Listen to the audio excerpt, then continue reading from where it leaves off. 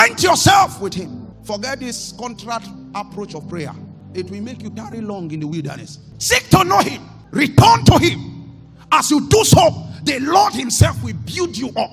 And when you are built up, the gold, the world, the riches of the world will gravitate towards you. Do you know who God is? But before your prayers can begin to make impact in the realms, you must have come to that point where you are built up by him. And how do you get built up? Is this thing I showed you. Separate from the world. Master the fight over lust. Be contented. You will appear in the radar of the spirit as a just man. He said, have thou seen my servant Job? One that feareth the Lord and what? And escheweth evil. It was God that was bragging about Job. Because there was nothing that the devil has that Job was interested in. This was a man that was making sacrifices ahead, just in case any of his child will sin against the Lord. That was how meticulous and careful and fearful of the Lord he was. But we live in a generation where they will wake up from the bed of fornication and begin to castigate God. God has forgotten me.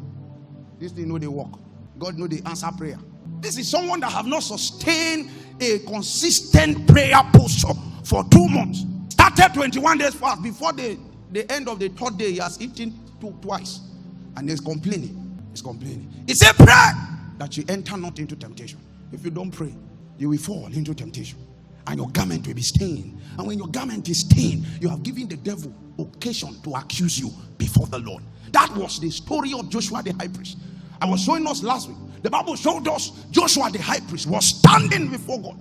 For crying out loud. He appeared before the Almighty. Yet the devil was not afraid because he appeared with the commodity of the devil.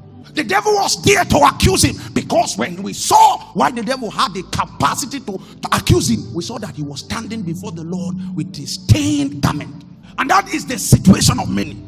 And the devil succeeded in staining his garment because there was a tendency in him, a compatibility between what the devil has to offer and what he was desiring. And when the devil advertised it to him, he yielded, and it became a scar to him in the spirit realm. You want to enter the last day army and fight effortlessly, win the battle that is raging on the landscape. You must come to that point where you have separated yourself from the world. Look at the world as a transient place, as a transiting place for you. Have the consciousness that you are not part, you have nothing in this world. You are just a pilgrim, and there is a place that you are heading. You are looking for a building, a city that is built by God himself. Nothing in time should have the stature to secure your attention, because everything in the world is laid on the platform of lust. If you scratch it, what will come out is what? The lust of the eyes, the lust of the flesh, and the pride of life. And all of this, the Bible says, the world passeth away with its lust. You cannot afford to make your investment on the platform of lust. Listen, I saw a video, one of these popular Nigerian musicians.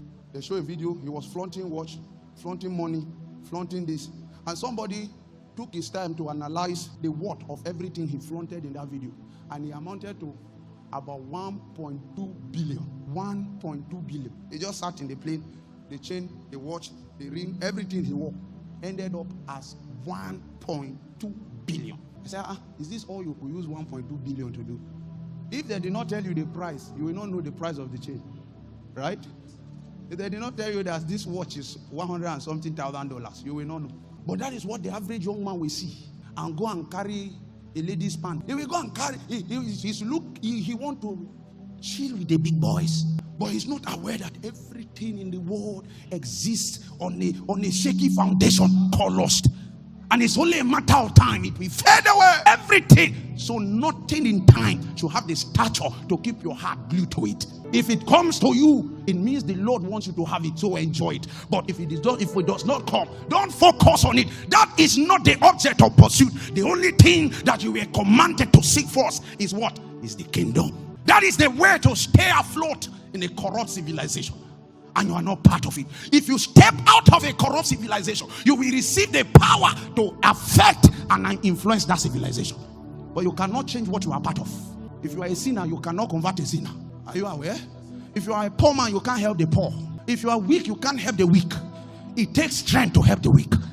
And when you separate yourself from the world, you have pedestaled yourself on a path of journey into strength, into capacity in the spirit, into life everlasting. And when you enter into life, you will have the capacity to replicate that life in the life of many. A lot of people are lost.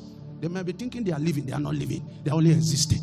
Because when I read my Bible, I discovered that life began from the day you discover who you are in the kingdom. It doesn't matter what they have, what they flaunt. Let it not be the motivation for your pursuit. Let Christ be the motivation.